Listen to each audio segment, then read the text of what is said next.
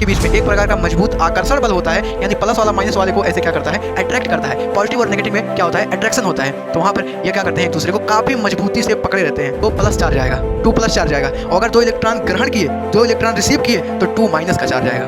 बात समझ में आया? ग्रहण कर रहे हैं तो माइनस का चार्ज, और अगर दान कर रहे हैं, डोनेट कर रहे हैं तो हमारा प्लस का चार्ज आता है। तो ये जो हमारी घुलनशीलता की हमने बताया ना, आयनिक यौगिक जल में घुल सकते हैं लेकिन पेट्रोल और केरोसिन में नहीं घुलते। इसके पीछे का रीजन क्या है? पीछे का रीजन है पोलर सॉल्वेंट, यानी कि ध्रुवीय विलायक।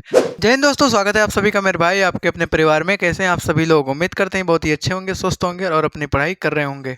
तो आज के लेक्चर में हम पढ़ने वाले हैं आयनिक यौगिक के बारे में, यानी आयनिक कंपाउंड के बारे में। पिछले लेक्चर में हमने धातु और अधातुओं के बीच कैसे रिएक्शन होता है, कैसे रासायनिक अभिक्रिया होता है धातु और अधातुओं के बीच में, इसको हमने अच्छे से देख लिया था। तो आज के लेक्चर में हम ये देखने वाले हैं कि हमारे आयनिक यौगिक क्या होते हैं, यानी कि आयनिक कंपाउंड कैसे बनते हैं, कैसे क्या होता है। देखिए, पिछले लेक्चर में हमने थोड़ा बहुत आपको इसके बारे में पढ़ाया हुआ था कि जब एक धातु और एक अधातु दोनों आपस में रिएक्शन करते हैं तो उनके बीच में इलेक्ट्रॉन्स का आपस में आदान प्रदान होता है, यानी कि ट्रांसफर होते हैं। जैसे हमारा धातु जो था वो इलेक्ट्रॉन दान कर रहा था और जो हमारा अधातु था वो इलेक्ट्रॉन ग्रहण कर रहा था।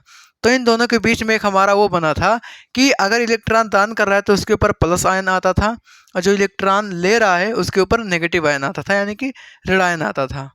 तो धनायन और ऋणायन वो सब मिल करके आपस में जब हमारा कोई यौगिक बनाते हैं, कोई कंपाउंड बनाते हैं, तो उसी को हम लोग क्या बोलते हैं, वो जो कंपाउंड बनता है वो हमारा आयनिक कंपाउंड बनता है, यानी कि आयनिक यौगिक बनता है। यहीं पर हमने लिखा है ना कि धातु से अधातु में इलेक्ट्रॉन के स्थानांतरण से बने यौगिक को क्या बोलते हैं, आयनिक यौगिक, या इसी को विद्युत संयोजन यौगिक भी बोलते हैं, यानी कि इलेक्ट्रोवैलेंट कंपाउंड। उसको विद्युत संयोजी यौगिक बोलो, आयनिक यौगिक बोलो, आयनिक कंपाउंड बोलो, या इलेक्ट्रोवैलेंट कंपाउंड बोलो, तीनों चारों बातें एक ही है। यानी कि जब धातु और अधातु के बीच में इलेक्ट्रॉन्स का क्या होता है, आदान प्रदान होता है। यहाँ देखो ना, धातु से अधातु में धातु हमारा इलेक्ट्रॉन दे रहा है, अधातु हमारा इलेक्ट्रॉन ले रहा है, धातु हमारा इलेक्ट्रॉन दे रहा है, अधातु हमारा इलेक्ट्रॉन ले रहा है। तो इनके बीच में जो बॉन्डिंग होता है, जो बंध बनता है, उसको आयनिक बंध बोलते हैं। और उस आयनिक बंध के थ्रू जो हमारा ये बनता है यौगिक है, उसको क्या बोलते हैं, उसको हम आयनिक यौगिक बोलते हैं, आयनिक कंपाउंड बोलते हैं। अगर यहाँ पर किसी को कोई तकलीफ हो तो बताइए। हमने पिछली क्लास में बताया था, जैसे देखो यहाँ पे ये जो हमारा सोडियम है, सोडियम क्या करता है, एक इलेक्ट्रॉन दान करता है। एक इलेक्ट्रॉन दान करने के बाद इसके ऊपर एक प्लस का चार्ज आ जाता है। ठीक इसी प्रकार हमारा क्लोरीन जो है, ये एक इलेक्ट्रॉन देखो ग्रहण कर रहा है, पहले इलेक्ट्रॉन ग्रहण करके इसके ऊपर एक माइनस का चार्ज आ रहा है ना। दूसरा हमारा देखो मैग्नीशियम जो हमारा है, ये 2 इलेक्ट्रॉन का त्याग किया, 2 इलेक्ट्रॉन का त्याग किया और खुद पे +2 का चार्ज करा है। भाई 2 इलेक्ट्रॉन त्याग करने का मतलब क्या है, 2 इलेक्ट्रॉन दे रहा है, तो 2 इलेक्ट्रॉन त्याग किया तो खुद के ऊपर कितना प्लस चार्ज दिखाया, 2। यानी कि 2 इलेक्ट्रॉन अगर हम दान कर रहे हैं तो हमारे ऊपर 2 प्लस का चार्ज आएगा। अगर हम 3 इलेक्ट्रॉन दान कर रहे हैं तो हमारे ऊपर 3 प्लस का चार्ज आएगा। और अगर हम 1 इलेक्ट्रॉन दान कर रहे हैं तो हमारे ऊपर 1 प्लस का चार्ज आएगा। ठीक है। इसी प्रकार हमारा ऑक्सीजन है, ऑक्सीजन देखो ये 2 इलेक्ट्रॉन ग्रहण किया तो इसके ऊपर 2 माइनस का चार्ज आया। भैया देखो, अगर हम 2 इलेक्ट्रॉन दान करेंगे तो 2 प्लस चार्ज आएगा, 2 प्लस चार्ज आएगा। और अगर 2 इलेक्ट्रॉन ग्रहण किए, 2 इलेक्ट्रॉन रिसीव किए तो 2 माइनस का चार्ज आएगा। बात समझ में आया? ग्रहण कर रहे हैं तो माइनस का चार्ज, और अगर दान कर रहे हैं, डोनेट कर रहे हैं, तो हमारा प्लस का चार्ज आता है। ठीक है। जैसे आयनिक यौगिक जो हमारा है, आयनिक कंपाउंड है, इसके बारे में अगर हम बात करें तो हमारे 2 यौगिक हैं, हमारा एक NaCl है, एक हमारा MgCl2 है, यानी कि सोडियम क्लोराइड है और हमारा मैग्नीशियम क्लोराइड है। इसको जब हम पानी में घोलते हैं, इसको ब्रेक करते हैं तो Na+ में टूटता है और Cl- में। कैसे Na+ होता है, कैसे Cl- होता है, यहाँ अभी हमने आपको बताया। जब इलेक्ट्रॉन दान करता है तो प्लस का आता है, और जब इलेक्ट्रॉन ग्रहण करता है तो हमारा माइनस का आता है। यानी कि पक्का यहाँ पे जो सोडियम है ये इलेक्ट्रॉन दान किया है, और ये जो हमारा क्लोरीन है ये इलेक्ट्रॉन ग्रहण किया है। ये यहाँ से इलेक्ट्रॉन दान किया, ये यहाँ पे इलेक्ट्रॉन ग्रहण किया, तब जाकर के इसके ऊपर माइनस चार्ज आया, और तब जाकर के इसके ऊपर प्लस चार्ज आया। ये जो हमारा सोडियम है, सोडियम के पास यहाँ पर एक इलेक्ट्रॉन था और एक इलेक्ट्रॉन ये क्या किया, इसको दान किया। इसके ऊपर 7 इलेक्ट्रॉन थे, एक इलेक्ट्रॉन की कमी थी अष्टक अपना पूरा करने के लिए, तो ये क्या किया, एक इलेक्ट्रॉन यहाँ पर ग्रहण किया। बात समझ में आया? अगर आप लोग ध्यान से देखो ना, तो हमने बताया था कि इसके ऊपर 1 2 3 4 5 6 और एक 7 इलेक्ट्रॉन इसके ऊपर पहले से थे, इसको 8 बनाना था। तो ये एक इलेक्ट्रॉन इधर से सोडियम से लेकर के यहाँ रख देगा, तो इसका अष्टक अपना कंप्लीट हो जाएगा। और इसी प्रकार इनके बीच में हमारा बॉन्डिंग होता है, और इस बॉन्डिंग को बोलते हैं आयनिक बॉन्ड, यानी कि आयनिक बंध। ठीक है। दूसरा हमारा है मैग्नीशियम क्लोराइड। मैग्नीशियम क्लोराइड में भी सेम केस होता है। आप देखो यहाँ मैग्नीशियम 2 इलेक्ट्रॉन का दान करता है, और अगर मैग्नीशियम 2 इलेक्ट्रॉन का दान करता है तो वहाँ पर होता क्या है, इसके ऊपर प्लस का 2 चार्ज आता है। ये बात फिक्स है। जो हमारा क्लोरीन होता है, एक क्लोरीन 1 इलेक्ट्रॉन का रिसीव करेगा, एक क्लोरीन 1 इलेक्ट्रॉन को रिसीव करेगा, लेकिन हमारा मैग्नीशियम 2 इलेक्ट्रॉन दान करता है, तो क्लोरीन 2 लोग आएंगे, एक क्लोरीन 1 इलेक्ट्रॉन ले लेगा और दूसरा क्लोरीन 1 इलेक्ट्रॉन ले लेगा, बात अपना बन जाएगा, और मैग्नीशियम का दोनों इलेक्ट्रॉन दोनों क्लोरीन के पास चला जाएगा, और इस प्रकार इनके बीच में एक बॉन्डिंग हो जाएगा। वे एक प्रकार का यौगिक बना लेंगे, एक प्रकार का कंपाउंड बना लेंगे, और उस कंपाउंड को क्या बोलते हैं, आयनिक कंपाउंड, यानी कि आयनिक यौगिक। ठीक है। तो ये हमारे एग्जाम्पल थे इसके बारे में। आप लोग इसको अच्छे से कॉपी में ऐसे सेम टू सेम लिख सकते हो, और उसके बाद इसको समझ सकते हो, और कहीं पर किसी को कोई तकलीफ आता है तो आप कमेंट बॉक्स में बता सकते हो। ठीक है। इसके बाद हम देखते हैं आयनिक यौगिक के गुणधर्म के बारे में। जो हमारे आयनिक यौगिक होते हैं, जैसे हमारा ये आयनिक यौगिक है, ये हमारा आयनिक यौगिक है, ऐसे बहुत सारे आयनिक यौगिक होते हैं, है ना। तो उसके क्या क्या क्वालिटी होती है, क्या क्या प्रॉपर्टीज होते हैं, गुणधर्म क्या क्या होता है, तो उसको हम देखने वाले हैं।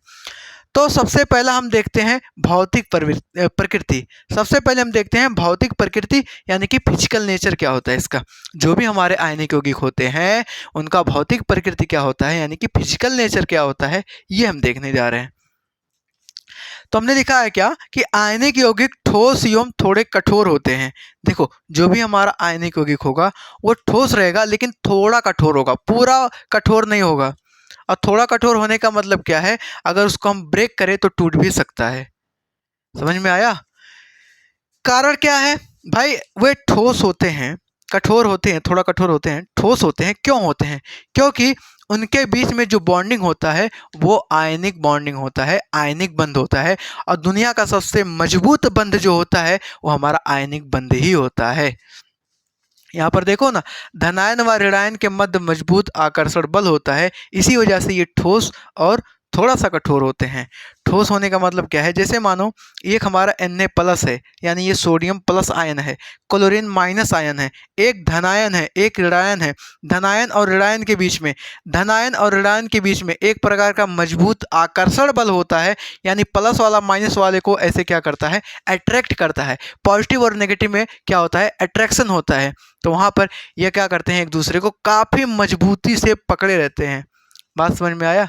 जैसे बात करें आपके और उनके बारे में, तो आप और उनके बीच में काफ़ी मजबूत बंध है।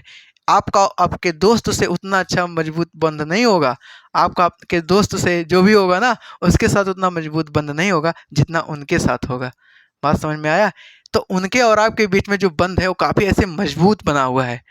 जान दे देंगे लेकिन टूटेगा नहीं। लेकिन आजकल का जान ही रहे हो, जैसे थर्ड पार्टी आता है, एंट्री करता है, टूट जाते हैं, है ना। तो जो आयनिक बंध होते हैं वो काफ़ी ऐसे मजबूत होते हैं, वो टूटते नहीं हैं जल्दी। लेकिन जो वही वाली कहानी है ना, आयनिक सहसंयोजक वगैरह होंगे तो टूट जाएंगे। ठीक है। तो यहाँ पर आप देखो, ये सोडियम और क्लोरीन के बीच में जो हमारा बॉन्डिंग हुआ है ये कैसा है, आयनिक बॉन्डिंग हुआ है, आयनिक बंध है, काफ़ी प्रबल मजबूत होता है। और जिसकी वजह से ये क्या होते हैं, जिसकी वजह से ये कठोर होते हैं, सॉलिड होते हैं, ठोस होते हैं। बात समझ में आया आपको? दूसरा पॉइंट है सामान्यतः भंगुर तथा दाब डालने पर टुकड़ों में टूट जाते हैं। ये थोड़ा भंगुर प्रकृति के होते हैं। भंगुर प्रकृति का होने का मतलब क्या है, जैसे मानो आप वो नमक का ऐसे वो ले लो, नमक मान लो नमक जम गया ना, तो नमक का टुकड़ा ले लो, उसको ऐसे फोड़ोगे तो टूट जाएगा। तो वो होता है भौतिक प्रकृति इसका, यानी कि वो भंगुर होते हैं। और दाब डालेंगे, प्रेशर लगाएंगे तो टूट भी सकता है। ये आयनिक यौगिक की भौतिक प्रकृति है। बात समझ में आया आपको? अगला हमारा है गलनांक व क्वथनांक यानी कि melting and boiling point. Melting and boiling point यानी कि गलनांक और क्वथनांक क्या होता है। देखो, जो भी हमारे आयनिक यौगिक होते हैं उनका गलनांक और क्वथनांक बहुत हाई होता है, काफी ज्यादा होता है, उच्च होता है। क्यों? क्योंकि एक बात बताओ भैया, क्यों ज्यादा होता है? जैसे मानो गलनांक और क्वथनांक उच्च होने का मतलब क्या है, इनके बीच में जो बॉन्डिंग है ना, ये काफी बधा हुआ है, काफी ऐसे तगड़ा बॉन्डिंग है। अब एक बात बताओ, आप इसको अगर छुड़ाओगे, आप इसको अगर छुड़ाओगे तो आपको बहुत ज़्यादा एनर्जी देना पड़ेगा, और जब ज़्यादा एनर्जी देना पड़ेगा तो मतलब आपको टेम्परेचर बढ़ाना पड़ेगा, बहुत ज़्यादा टेम्परेचर देंगे तभी। अब जैसे मानो आपको और उनको कोई अलग करना चाहे तो मजाक बात है, इतनी आसानी से अलग कर पाएंगे? दो जिस्म एक जान बने हैं, अलग कर पाएंगे? नहीं कर पाएंगे ना। वही वाली कहानी है, ये दो जिस्म एक जान है बेचारे, इनको कोई इतनी आसानी से अलग कर पाएगा नहीं। जान दे देंगे लेकिन छोड़ेंगे नहीं साथ, वो वाली कहानी है ना। तो इनके बीच में ये ऐसा प्रबल बंध होता है, और इसको तोड़ाने के लिए एक बात जान लो, पूरा सोर्स लगा देना पड़ेगा, पूरा बहुत हाई अमाउंट में एनर्जी देना पड़ता है, तब जा कर के ये बेचारे दूर हो पाते हैं, तब जा कर के टूट पाएंगे। थोड़ा सा एनर्जी देंगे इनको फर्क ही नहीं पड़ेगा, एनर्जी और ज़्यादा देंगे, थोड़ा सा भी नहीं पड़ेगा, और एनर्जी नहीं, बहुत ज़्यादा एनर्जी जब देंगे, बहुत ज़्यादा ऊर्जा देंगे, बहुत ज़्यादा टेम्परेचर बढ़ाएंगे, तब जा कर के क्या होगा, तब जा कर के ये टूट पाएंगे। वही पॉइंट हमने लिखा है कि इनके गलनांक व क्वथनांक काफी उच्च होते हैं। कारण क्या है कि मजबूत अंतर आणविक आकर्षण बल, इनके बीच में जो अंदर के अणु होते हैं ना, अंदर के अणुओं के बीच में जो हमारा बल लगा होता है, बल बना होता है, उसी को बोलते हैं अंतर आणविक बल, यानी कि इंटरनल मॉलिक्यूलर फोर्स। बात समझ में आया कि अंदर के अणुओं, देखो भाई ये हमारा क्या है, NaCl। NaCl हमारा ये सोडियम क्लोराइड यानी कि एक यौगिक है, और इस ढेर सारे ऐसे इसके अंदर वो अणु होंगे, उसके पार्टिकल होंगे, तो उनके बीच में जो हमारा बंध बना होता है ना, अंदर के अणुओं के अंदर, अणुओं के बीच में जो हमारा बल लगता है ना, जैसे नमक के अंदर ढेर सारे ऐसे अणु होंगे, तो उनके बीच में जो हमारा बल लगता है उसको बोलते हैं अंतर आणविक आकर्षण बल। भाई अलग अलग चार्ज हैं तो आकर्षण तो होगा पक्का, है ना, एक प्लस एक माइनस आकर्षण तो होगा, वही वाली कहानी है ना। तो इनको तोड़ने के लिए हमें बहुत अधिक ऊर्जा देना पड़ता है, जिसकी वजह से इनका जो हमारा गलनांक व क्वथनांक है क्या होता है, उच्च होता है, हाई होता है। किसका? आयनिक यौगिक का। ठीक है, तो ये हमारा दूसरा पॉइंट था कि इनका गलनांक और क्वथनांक क्या होता है, काफ़ी ज़्यादा होता है, उच्च होता है। जैसे अगर हम बात करें, कुछ आयनिक यौगिक हैं हमारे, NaCl हैं। अब एक बात बताओ, सोडियम और क्लोराइड का अपना प्यार मोहब्बत है, इसको अगर आपको अलग करना है तो आपको गलनांक या जो हमारा केल्विन में है, इतना ज़्यादा टेम्परेचर देना पड़ेगा, यानी 1074 केल्विन टेम्परेचर जब देंगे तब जा कर के क्या होगा, ये Na और Cl बेचारे बिछड़ जाएंगे, अलग हो जाएंगे। ठीक इसी प्रकार इसका गलनांक ये है, और अगर इसका क्वथनांक देखें तो 1686 होता है डिग्री केल्विन में। बात समझ में आया? ऐसे हमारा लिथियम क्लोराइड है, इसका हमारा गलनांक केल्विन, ये सब केल्विन में है, ये जो टेम्परेचर का यूनिट है ये केल्विन में है। आपको अगर पता हो तो टेम्परेचर हमारा डिग्री सेल्सियस में होता है, डिग्री फ़ारेनहाइट में होता है, और केल्विन में होता है।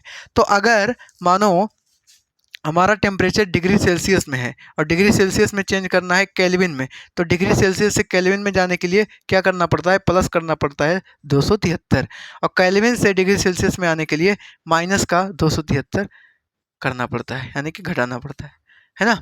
तो 273 डिग्री केल्विन जब हम करेंगे तब जा करके हमारा डिग्री सेल्सियस किस में होता है, केल्विन में चेंज। तो वही वाली कहानी है। ठीक है, तो यहाँ पर आप देखो, हमने बताया ना लिथियम क्लोराइड, इसका गलनांक क्या होता है, 887 डिग्री केल्विन, क्वथनांक का क्या होता है, 1600 डिग्री।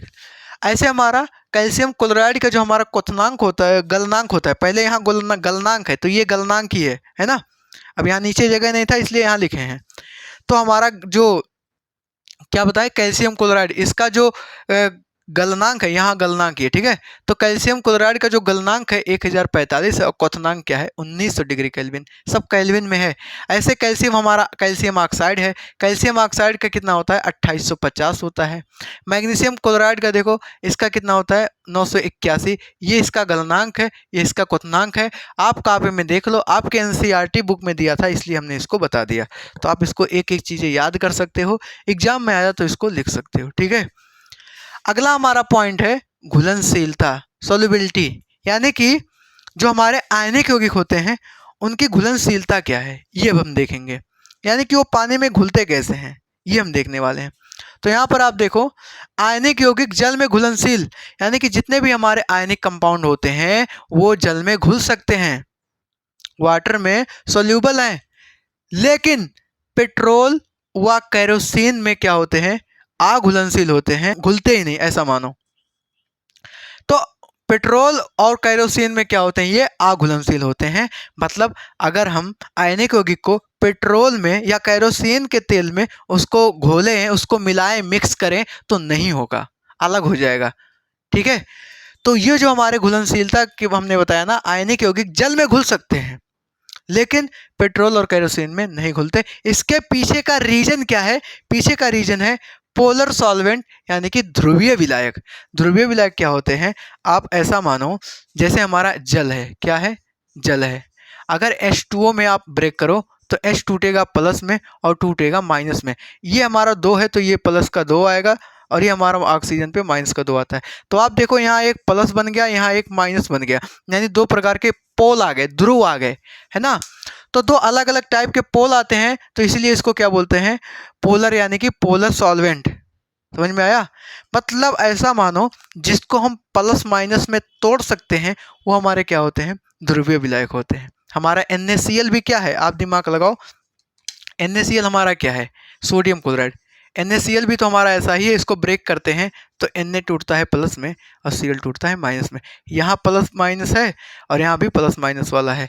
मतलब यहाँ पर होगा क्या, प्लस माइनस वाले प्लस माइनस में घुल सकते हैं, ऐसा मानो। समझ में आया कि भाई जिनके ऊपर आयंस हैं वो आयंस वाले में घुल सकते हैं और जिनके ऊपर आयंस नहीं है वो नहीं घुलेंगे। समझ में आया। तो ये होता है इसके पीछे का रीजन, सॉल्युबिलिटी, कि ये हमारे पेट्रोल और इसमें क्यों नहीं घुलते, इसके पीछे का रीजन है ध्रुवीय विलायक, यानी कि पोलर हमारे क्या होते हैं, सॉल्वेंट होते हैं, ठीक है। तो आप लोग उम्मीद करते हैं इस चीज़ को समझ पाए होंगे। कहीं पर कोई दिक्कत हो तो आप बता सकते हैं, है ना।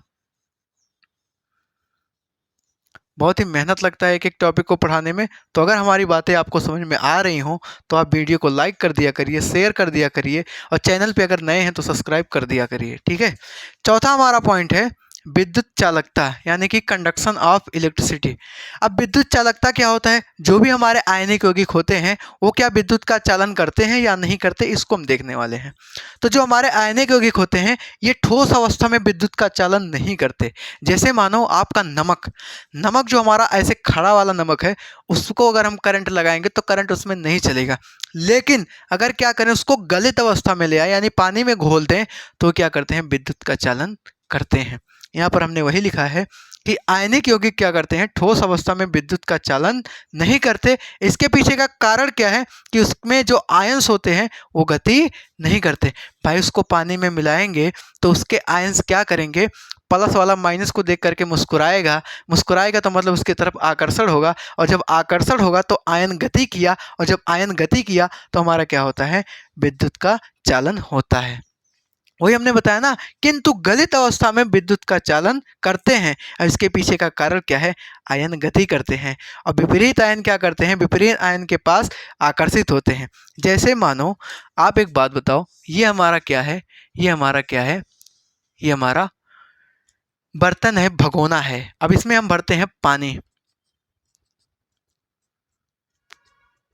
ठीक है,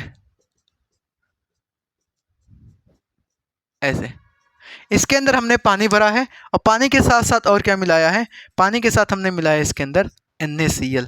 NaCl का मतलब सोडियम क्लोराइड और ऑलरेडी इसके अंदर क्या है, H2O यानी कि पानी है। अब जैसे NaCl इस पानी में जाएगा ना तो ये क्या होगा, ये टूटेंगे अपने आयनों में, Na प्लस में और Cl माइनस में, ऐसे Cl माइनस में और Na प्लस में। यहाँ पर क्या होगा, आयंस क्या करते हैं, गति करने लगते हैं, और जब आयंस गति करने लगते हैं तो इसमें क्या होते हैं, हमारा विद्युत का चालन होता है। तो ये हमारा पूरा आज का टॉपिक था कि आयनिक यौगिक और आयनिक यौगिक के गुणधर्म के बारे में ये हमने आपको अच्छे से बताया है। ठीक है, तो आई होप कि आपको पूरा बात क्लियर होगा। कहीं पर किसी को कोई तकलीफ हो तो बता सकता है। आइए फटाफट हम आयनिक यौगिक को 1 से 2 मिनट के अंदर फटाफट रिवाइज करवा देते हैं, है ना। तो आयनिक यौगिक क्या होते हैं, आयनिक कंपाउंड के बारे में बात करें तो धातु से अधातु में, सुनना ध्यान से, धातु से अधातु में इलेक्ट्रॉन का क्या होता है, स्थानांतरण होता है। तो धातु से अधातु में इलेक्ट्रॉन के स्थानांतरण से जो हमारा यौगिक बनता है उसको बोलते हैं, क्या बोलते हैं, आयनिक यौगिक, यानी कि आयनिक कंपाउंड। जैसे हमने बताया हमारा NaCl है, मैग्नीशियम क्लोराइड है और मैग्नीशियम ऑक्साइड है, इनके बीच में क्या होते हैं, इलेक्ट्रॉन्स का स्थानांतरण होता है। यहाँ पर सोडियम इलेक्ट्रॉन दान करता है, क्लोरीन इलेक्ट्रॉन एक्सेप्ट करता है, यानी कि ग्रहण करता है। मैग्नीशियम इलेक्ट्रॉन देता है, क्लोरीन इलेक्ट्रॉन लेता है। तो इनके बीच में इलेक्ट्रॉन का क्या हो रहा है, स्थानांतरण हो रहा है धातु से अधातु में। कहाँ से कैसे स्थानांतरण हो रहा है, धातु से अधातु में। तो इनके बीच में आयनिक यौगिक। आयनिक यौगिक के गुणधर्म के बारे में बात करें तो इसकी भौतिक प्रकृति अगर देखें तो आयनिक यौगिक ठोस एवं थोड़े कठोर होते हैं। यानी कि जितने भी हमारे आयनिक यौगिक होते हैं वो क्या होते हैं, ठोस और कठोर होते हैं। इसके पीछे का कारण क्या है कि इनके धनायन और ऋणायन यानी कि प्लस और माइनस के बीच में मजबूत आकर्षण बल होता है, अट्रैक्शन फोर्स होता है। दूसरा अगर बात करें, ये सामान्यतः भंगुर दाब डालने पर टुकड़ों में टूट जाते हैं। यानी कि जो हमारे आयनिक यौगिक होते हैं इनका नेचर कैसा होता है, भंगुर होता है। यानी कि अगर इसके ऊपर हम प्रेशर लगाएंगे, ऐसे हाथ से दबाएंगे तो फूट जाएंगे। ठीक है, दूसरा हमारा है गलनांक। गलनांक और क्वथनांक के बारे में बात करें यानी मेल्टिंग एंड बॉइलिंग पॉइंट, तो जो हमारे आयनिक यौगिक होते हैं इनका गलनांक और क्वथनांक क्या होता है, हाई होता है, काफ़ी उच्च होता है। रीजन क्या है, क्योंकि इनके बीच में प्रबल आकर्षण बल होता है। और आकर्षण बल कैसा होता है, अंतर आणविक आकर्षण बल होता है। यानी कि इनके बीच में जो आयन्स होते हैं उनके बीच में हमारा एक बॉन्डिंग होता है, वो प्रबल एक दूसरे को ऐसे पकड़ा रहता है, जल्दी टूटते नहीं। इनको तोड़ने के लिए ज़्यादा हमें ऊर्जा देना पड़ता है, इसीलिए इनका जो गलनांक और क्वथनांक होता है वो क्या होता है, उच्च होता है। ठीक है, जैसे यहाँ पर कुछ यौगिक हैं, हमने इसके गलनांक और क्वथनांक के बारे में बता दिया है। आप इसको अच्छे से कॉपी में नोट कर सकते हैं, देख सकते हैं, ये डिग्री केल्विन में आते हैं। घुलनशीलता की बात करें, सॉल्युबिलिटी, जो हमारे आयनिक यौगिक होते हैं वो जल में घुलनशील होते हैं, लेकिन पेट्रोल, केरोसिन का ऑयल, इन सब में क्या होते हैं, अघुलनशील होते हैं, यानी कि नहीं घुलते, केवल जल में। और जो भी हमारे ध्रुवीय विलायक होते हैं उसके अंदर ये घुलते हैं। विद्युत चालकता की बात करें तो आयनिक यौगिक सॉलिड स्टेट में ये यानी कि ठोस अवस्था में क्या करते हैं, ये विद्युत का चालन नहीं करते, लेकिन गलित अवस्था में यानी कि क्या करते हैं, ये विद्युत का चालन करते हैं। रीजन क्या है, ठोस अवस्था में क्यों नहीं करते, क्योंकि ठोस अवस्था में इसके आयन गति नहीं करते, और जो हमारा गलित अवस्था होता है इसके आयन गति करते हैं। और गति करते हैं तो जो विपरीत आयन होते हैं वो एक दूसरे को क्या करते हैं, अट्रैक्ट करते हैं। ऐसे NaCl और H2O के बीच में हमारा ये आयंस का क्या होता है, इधर उधर से आकर्षण होता है। और इसी वजह से आयंस अगर गति करने लगते हैं तो उनके बीच में होता क्या है, विद्युत का चालन होने लगता है। तो उम्मीद करते हैं आपको पूरा समझ में आया होगा, है ना। ठीक है, तो इसके बाद मिलते हैं नेक्स्ट वीडियो में, तब तक के लिए अपना ध्यान रखिए। बाय बाय, टेक केयर, जय हिंद।